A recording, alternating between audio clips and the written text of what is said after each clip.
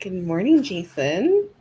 Good morning. Look at us doing something different this morning. Oh, I'm adjusting to the format, like getting the deck and stuff up because we're trying a different deck today, but we will persevere and we'll forge forward because I actually really like the We will. setup. I think it has a lot of merit.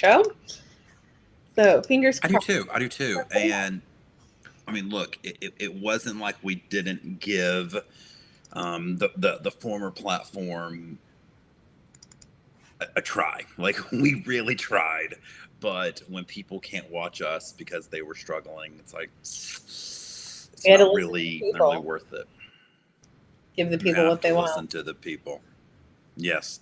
Looks And like Josh Crothers is in here. Good we'll say morning. Singing the song. of angry men. So Angry Men. I was like, it's not Angel, Angry Men. Yeah, singing this song. Yeah.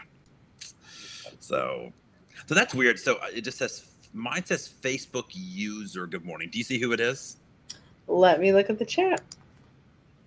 I can see. No, it just says Facebook user. Okay, so there's one quirk.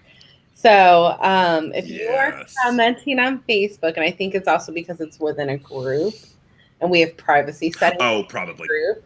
So if you are on Facebook, it's Pam. Okay, make sure if you want Hey, to make Pam. sure that we know it's you, just write Pam and then your comment. we'll pick it up. Perfect. But I can see Josh Crothers is on YouTube watching. So Yes, that's yes, great. yes, yes. So we are using an app called, well, it's not really an app, it's more of a service called Restream. So Haps was in essence its own app and platform that allowed us to multicast. This service is just in essence the streaming service. And then we have a bunch of different choices like YouTube, Twitter, and whatnot that we can broadcast to. So Restream in essence is not a social platform. It's just the service that Right. broadcasts. Right. Right. But we're No gonna one give will it watch us on Restream. a try. Because we looked at Facebook or YouTube, pardon me, and it was very difficult to get two people on YouTube. You'd have to get OBS and whatnot. So it was a little difficult. Cruise and Keys on one of your favorite ships. The Equinox. Oh, I love the Equinox. I love it, love it, love it. I've not been on there since they've done the Revolution. That's had a So I revolution. really, hmm yeah. So I really, really want to get on the Equinox. I cannot wait to talk to Cruise and Q when she gets home to hear about how they liked it, how the retreat looked on the Equinox. I'm very excited to hear all Now, about the retreat all that's about going their on the time. Equinox, is that very similar to Summit, like just a hot tub situation, or is there a pool? I don't think you can add a pool to any part of the ship. You can't just like add a pool. So Well, I because think the it reason might just I be a ask hot tub. is on MSC, their Aura deck or whichever Hmm. has a non-traditional pool that is built up like a hot tub. And Oh, it's okay, more of like a right, waist deep, like it's on one of the top decks, so you're overlooking the rest of the ship. So I wasn't sure if they would do something gotcha. like that. Yeah, so Dom sent me pictures of the Silhouettes retreat deck, and it looked really, really nice.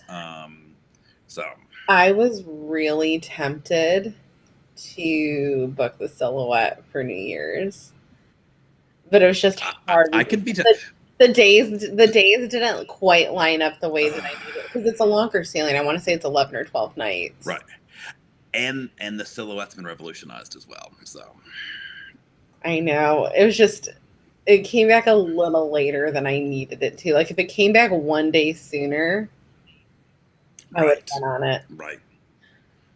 The Silhouette was my first celebrity cruise, and I've not been on it since. Oh, really? That was my very first cruise, the 7 night Caribbean sailing on the Silhouette. My first one. Well, I'm very Yeah. excited to try the Reflection. I know she's not revolutionized, but when I think of the Reflection, I think of your first Greek Isles cruise. Yeah. Yes. Yes. That was on the How much Reflection. you But enjoyed look, it. hey, so So Halee, I did 2019. I did the Edge in March for a week. Obviously, it was the newest ship. And then what? March, April, May, 2.5 months later, I met you in Hawaii on the solstice. And yes, the color scheme wasn't as up to date, but like I did not think the solstice looked bad at all. No. So I had no problems going from Edge to Solstice. I mean, the only thing we said the Solstice needed was reupholstered chairs in the rendezvous lounge. Remember? I think Like the ship looked good. Celebrity has done a good job, I think, compared to other lines, of when they pick a color scheme, it's Right. kind of in that neutral range. Right. Pam switched to Facebook. Okay, cool beans.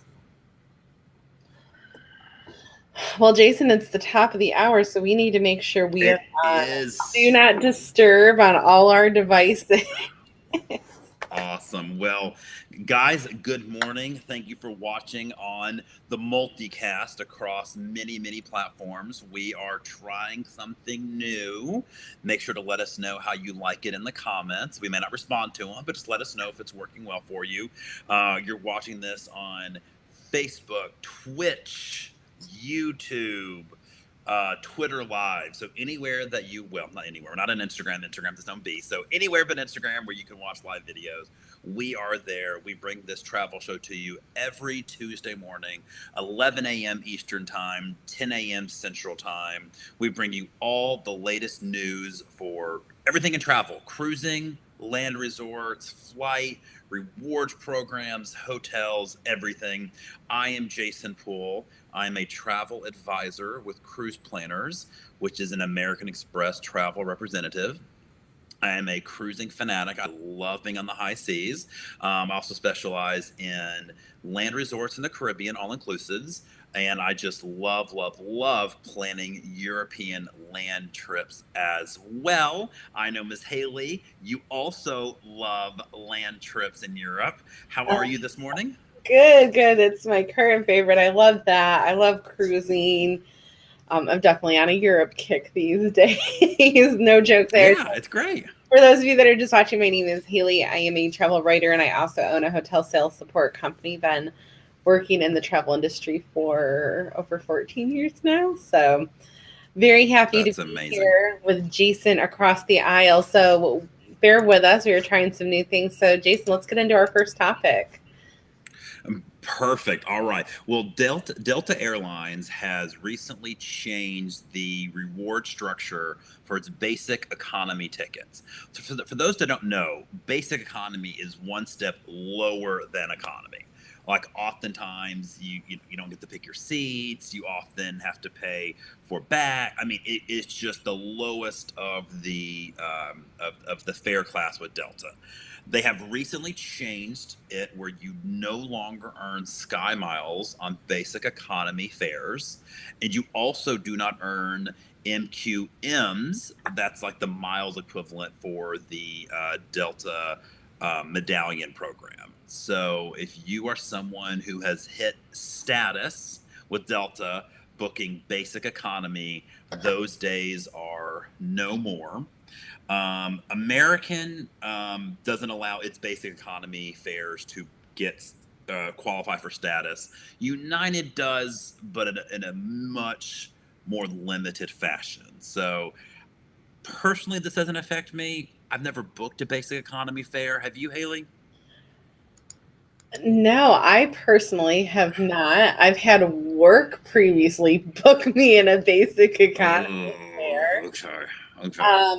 Personally, and I'm hoping this doesn't come off classist or anything, I am okay with not allowing Skymiles for that ticket. It's kind of like, it's supposed to be a bare basic ticket. And I don't think a lot of people that generally book that ticket are interested in gaining loyalty with Delta or American or United. No, but there's so many restrictions.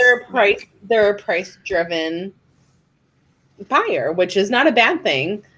But, earning the Skymile bonuses and stuff like that, that should be a privilege for people that pay full price and are Right. But likewise, right.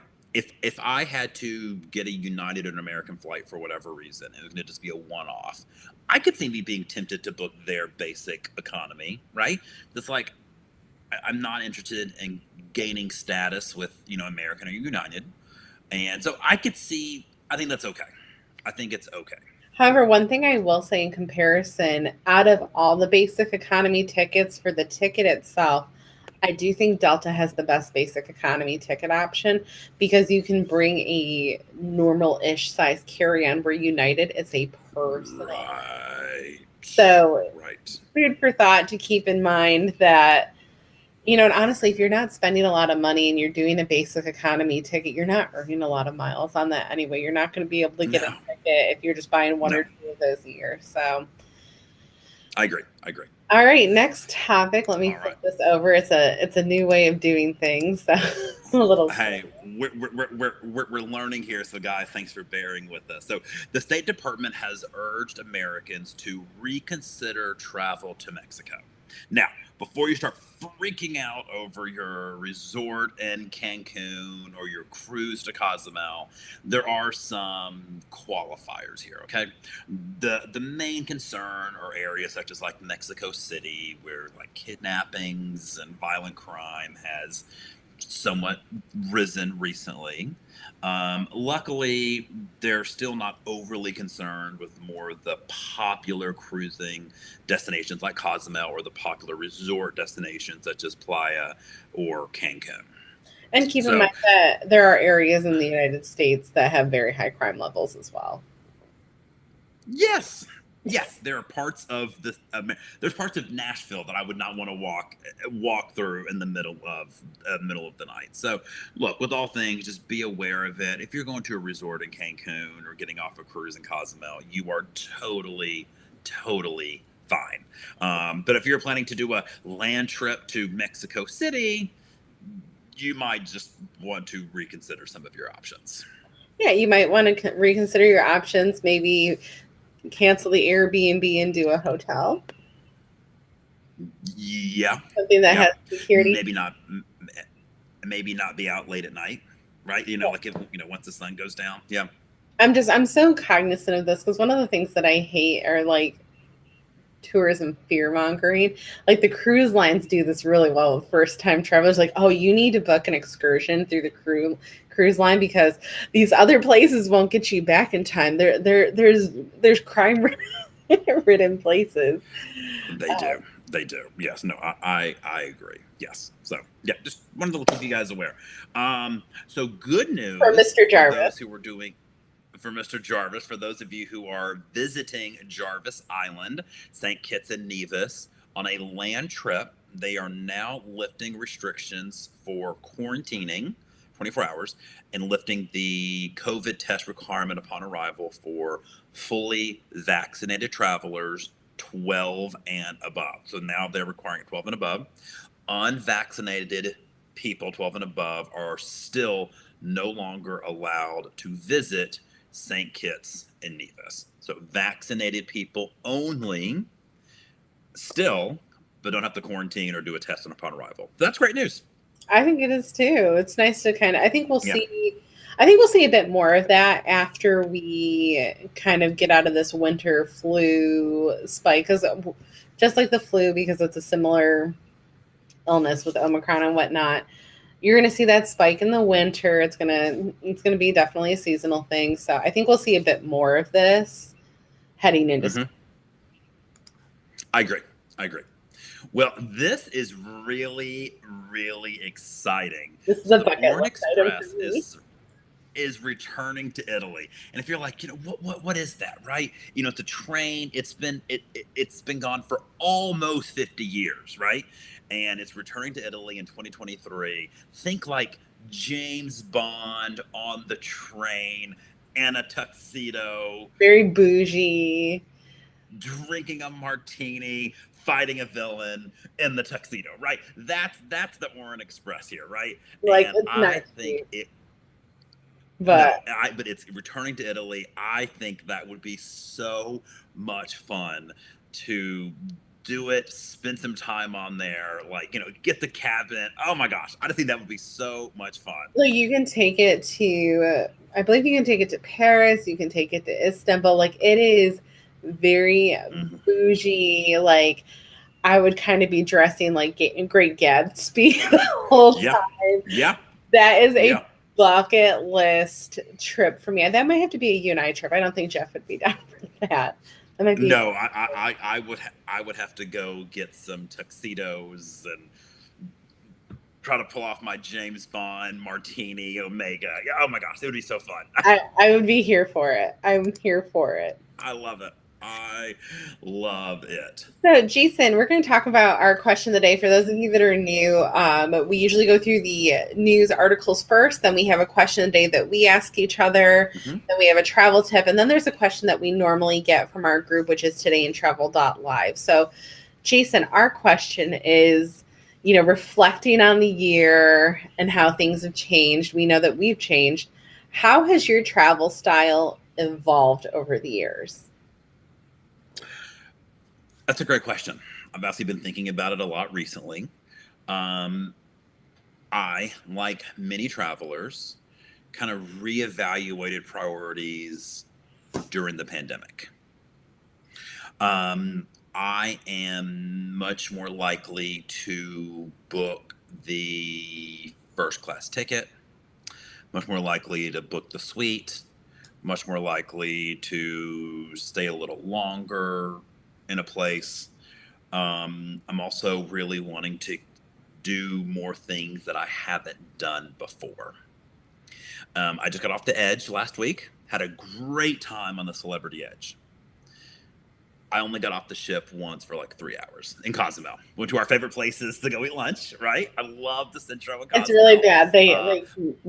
They recognize us. It's gotten to that point. They know who we are. Yeah, it's like, you're back. Where's your friend Halee? Right. So I think to sum it up is I am more interested in experiences than just getting away. Now, don't get me wrong. I still have 1 to 2 Caribbean, maybe even 3 a year Caribbean trips that I don't mind doing when it's cold here to get away. That's fine. But there's a whole world to see outside of the Caribbean. And I want to continue doing, like 2022, I'm with us, Halee, on our group cruise. I'm doing Alaska for the first time. I'm finally going, right? So I think my travel style has been to focus on experiences. I'm really trying to focus more personally on more premium cruise lines. I just, I've done a lot of the entry level lines dozens and dozens and dozens of times. As I get older, taste change. I think vacation should change. So I definitely am trying to visit more places and more interested in more premium vacations. I think you nailed it on the head. Like you said, as you get older, your tastes change. So I have realized myself that I am a little more less likely to repeat experiences. Like, Sure. I used to be very content, and this isn't a problem if this is where you are, doing, the Caribbean a couple times a year. Because, for people that are up in the north, it's cold half the year. Yes. And you just need to turn off your brain and veg in the Caribbean, and that makes you happy. Maybe your evolution is like, hey, I need to do a few more of these. Yeah, absolutely. That's great. But I think based on the type of person I am and, the pandemic going through all of this, there are so many places I still want to see. And I know that's not everybody's vibe, but like, I want to go to Thailand.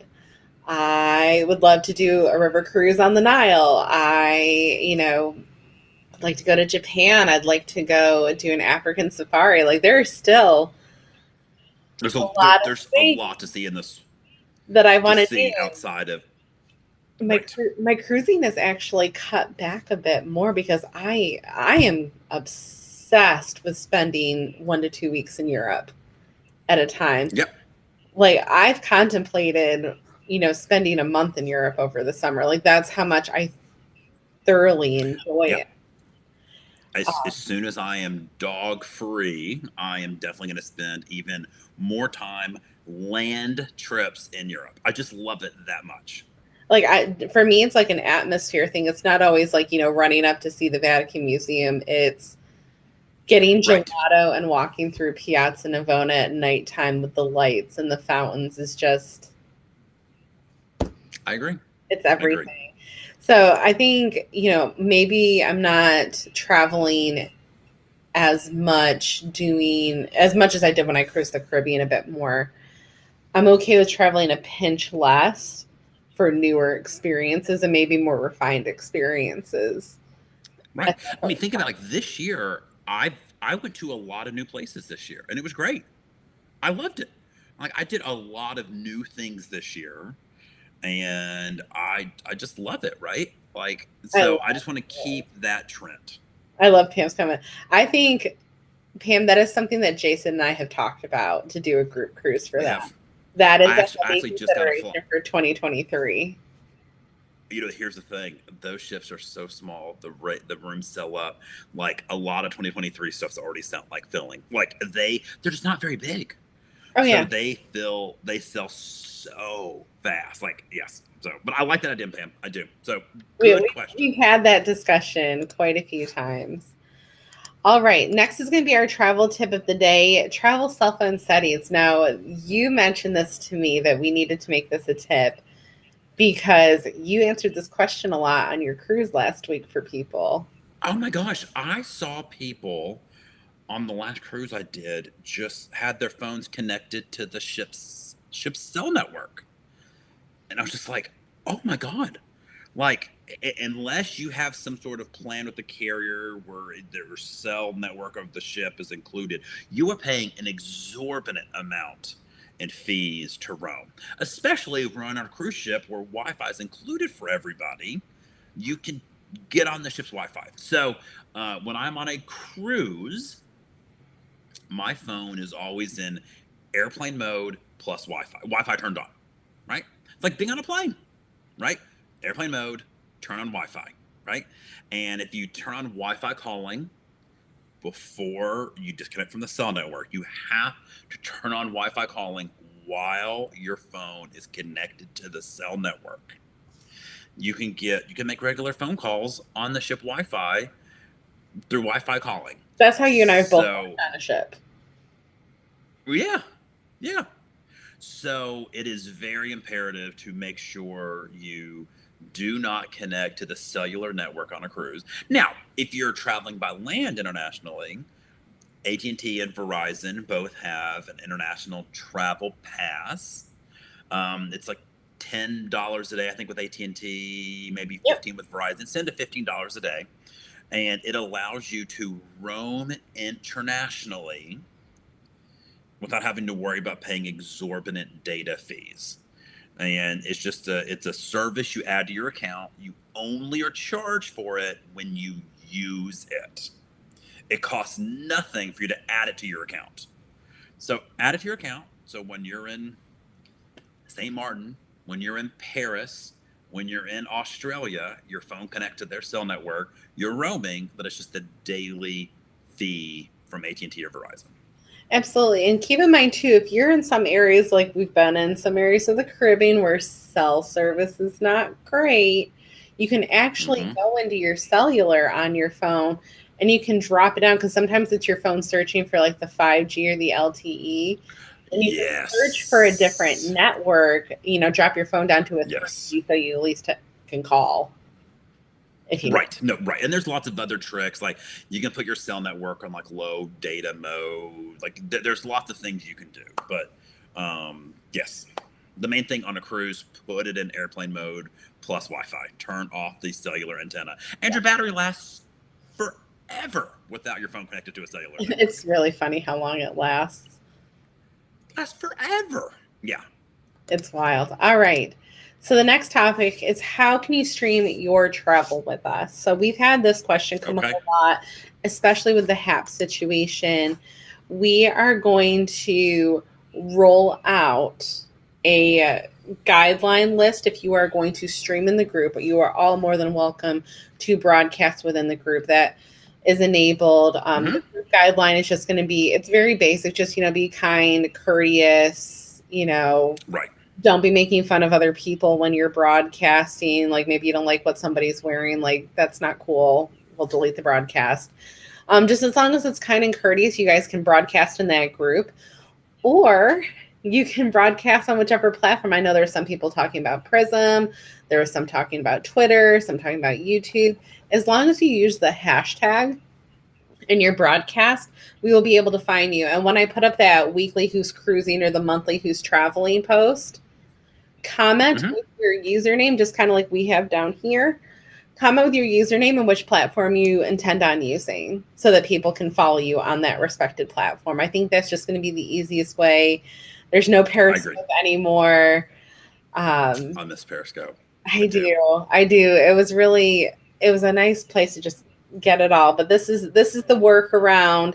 Pick a platform that you're comfortable with and make sure you use the hashtag so that we can share it in the group. You know what? I think I forgot to use the hashtag for this broadcast on my accounts. I just realized. I think I forgot to use it. You'll have to go and retweet it then with the... Yeah, I will retweet it. I will retweet it on Twitter. Yes, I will.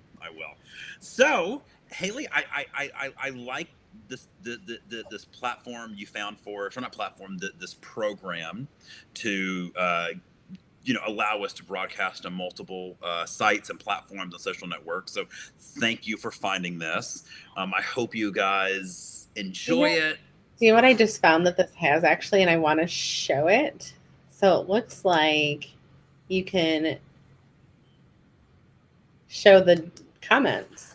Like here's one. Oh, that's cool. Okay. Switch to YouTube. Okay, cool. Yeah, I think that's kind of neat. Okay, cool. Yeah, that'll be good for like a Q&A show. Yeah, I think so. I really like it. So I hope you guys like this. Please join the group todayintravel.live. We have over 500 people. Our goal is to get to 1,000 next year. Absolutely. And we are advocating for all kinds of travel. It's not just cruising. It's not just one cruise line. It could be Disney. It could be Europe. It could be African safaris. It could be the Celebrity Edge. It could be anything. So thank you guys. It's whatever you want. For joining us, and we will see you next week, Tuesday at 11 a.m. Eastern Standard. Okay. Bye, guys. Bye.